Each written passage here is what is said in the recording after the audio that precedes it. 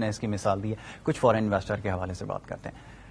یہ بھی ایک بڑا ہمارا پرائم کنسرن رہا ہے اوور دی ایئرس. ہم نے دیکھا ہے کہ فورن انویسٹمنٹ جو ہے وہ پاکستان میں رک گئی ہے. سب سے بڑا ریزن آپ جانتے ہیں کہ پاکستان کی جو پیس کی سچویشن ہے وہ کچھ ایسی نہیں تھی کہ یہاں پر ایکسپیکٹ کریں. ہم لوگ تو نہیں ایکسپیکٹ کرتے کیونکہ جب تک آپ کی پیس کی سچویشن صحیح نہیں ہوگی, لوکل انویسٹر نہیں جائے گا, فورن انویسٹمنٹ کو تو آپ ایکسپیکٹ کر ہی نہیں سکتے.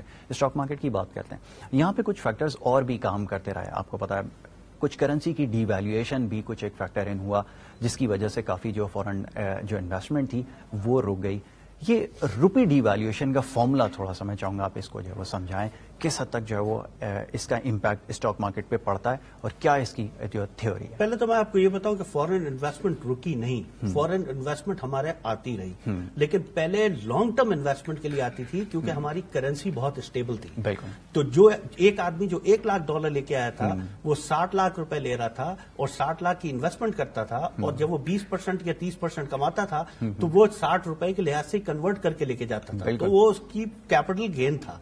اب سچویشن یہ تھی کہ جب کرنسی ڈی ویلیو ہونا شروع ہو گئی کہ آلموسٹ 50% کے قریب آپ کی کرنسی ڈی ویلیو ہو گئی, تو اگر کسی آدمی نے پچھلے 3-3.5 سال میں 50% بھی کمایا تو ایکچولی زیرو کمایا, کیونکہ اس کی وہ جو پیسہ لے کے آیا تھا $1 لاکھ جو $60 میں اس نے 60 لاکھ لیے تھے, آج وہ ایون اگر $90 لاکھ بھی ہیں تو he is not making any money.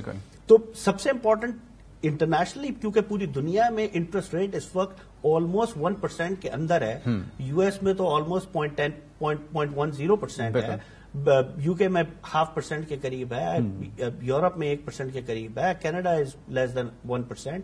تو یہ وہ ملک ہیں جہاں پہ انٹرسٹ ریٹ بالکل باٹم لائن کے اوپر ہے. اب جب ہم چھوٹی مارکیٹ, وہی والیوم کی بات آ جاتی ہے, جب ہمارے والیوم بہت کم ہے اور چھوٹی مارکیٹ ہے تو فورن انویسٹر آتا ہے ہماری مارکیٹ میں, شارٹ ٹرم ایک ہٹ اینڈ رن والی سچویشن کرتا ہے.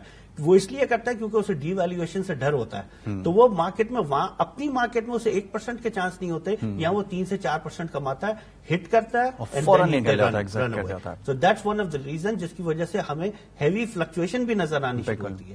تو یہ سب سے بڑا امپیکٹ ہے جو ہماری کرنسی کے اوپر. آف کورس جس طرح قرضے بڑھتے جائیں گے, جو آپ کا سوال تھا, بڑھتے چلے جائیں گے, 60 بلین سے زیادہ ہو گئے, آلموسٹ ڈبل ہو گئے 4 سال کے دوران, اور اب ہمیں پیمنٹس کرنی ہے جو نیکسٹ 3 to 4 ایئرز میں جو ہمیں پیمنٹ کرنی ہے, وہ جو ایک پریشر بڑھتا جائے گا. اگر آئل کی پرائز اسٹیگننٹ نہیں ہوئی یا $100 کے نیچے نہیں آئی تو پاکستان کے لیے بہت برا ہوگا, اور پاکستان کی کرنسی کی ڈی ویلیویشن کے چانسز مزید بڑھتے چلے جائیں گے, مزید بڑھ جائیں گے. اچھا, ایک چیز جو اس سے ریلیٹ کرنا چاہوں گا وہ بھی بڑی امپورٹنٹ ہے.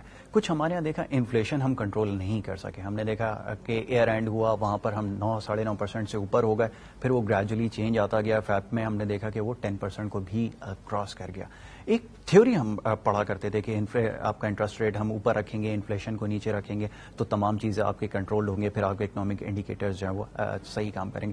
یہ تھیوری آج کل کے at this point of time آپ سمجھ رہے ہیں کس حد تک جو ہے وہ کام کر رہی ہے؟ اگر ابھی ہم تھوڑا انٹرسٹ ریٹ کے اندر کمی کر دیتے ہیں, انفلیشن ریٹ کے برابر لے آتے ہیں یا اسے کم کر دیتے ہیں, تو آگے کیا آپ سمجھتے ہیں کہ ہم آگے سروائیو کر سکتے ہیں یا کچھ اس پہ امپیکٹ پڑے گا؟ پچھلے 2-3 سال میں ہم کر نہیں سکتے تھے کیونکہ ہم IMF کے بالکل ہم نے پلان کے اوپر کام کر رہے ہیں, وہ ہمیں کرنے نہیں دے رہا تھا. اب ہم کر سکتے ہیں. ہمارے پاس 2 سچویشن ہیں. ایک سچویشن یہ کہ ہم انفلیشن, کیونکہ ہمارا سب سے میجر ایشو اس وقت انفلیشن ہے. آج سے 4 سال پہلے ہمارا میجر ایشو ان امپلائمنٹ تھا کہ ہم کسی طرح ان امپلائمنٹ کو کم کریں, اور انفلیشن ہمارے لیے ایشو نہیں تھا. اب ہمارا ان امپلائمنٹ اتنا ایشو نہیں رہا کیونکہ انفلیشن اتنا زیادہ ہو گیا کہ جو لوگ آلریڈی جاب کر رہے ہیں, کہیں ایسا نہ ہو کہ ان کی جاب ختم ہو جائے. تو ان کی جاب کو سسٹین کرنے کے لیے ہمیں انٹرسٹ ریٹ کو ہائی رکھنا پڑ رہا ہے کہ انفلیشن کسی طرح کنٹرول رہے, کہ سروائیول موجود ہے. اگر سروائیول اسی طرح انٹرسٹ ریٹ کی وجہ سے, اب ہمارے پاس 2 پالیسیز ہیں. یہ تو آپ نے ایک سائڈ کی بات کی, بینیفیشریز میں آپ نے کہا پبلک انٹرسٹ کے لیے کیا گیا. آن دی ادر ہینڈ ہم نے دیکھا کہ گورنمنٹ کی بورنگ آل ٹائم ہائی چلی گئی ہے. یہ بھی ایک بڑا سیریس فیکٹر تھا جس کو گورنمنٹ کو کنٹرول کرنا پڑے گا, اپنا ڈیفیسٹس کو جو ہے کنٹرول کرنے پڑیں گے, آگے بجٹ ان کو لے کے جانا ہے.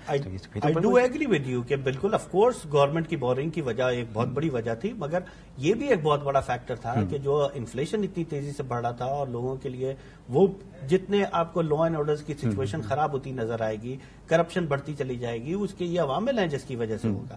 تو اب اگر 2 پالیسیز ہیں اب گورنمنٹ کو, کیونکہ IMF کے اس وقت رول میں نہیں ہے, تو یہ پاسبلٹی ہے کہ سلیش ڈاؤن کیا جا سکتا ہے interest rate short term basis کے اوپر کہ 2 سے 3% شارٹ ٹرم اسے کم کریں اور کوارٹر پرسینٹ یا 50 بیسس پوائنٹ بڑھاتے چلے جائیں ود دا ٹائم پیریڈ کے پہلے انویسٹمنٹ لائیں تاکہ جو ان امپلائمنٹ کا ایک بہت بڑا چنک ہمارے پڑا ہوا ہے وہ ختم ہو اور کچھ ایکٹیویٹی اکنامک ایکٹیویٹیز انکریز ہو اور اگر ہمیں اس وقت نظر آئے کہ انفلیشن تو سلولی گریجولی دوبارہ انٹرسٹ ریٹ کو بڑھایا جا سکتا ہے لیکن یہ ایک بہت ہی ایگریسو موڈ ہوگا اگر یہ اگریسو موڈ کرنے کے لیے جائے تو یہ پاکستان کے لیے بہت بہتر ہو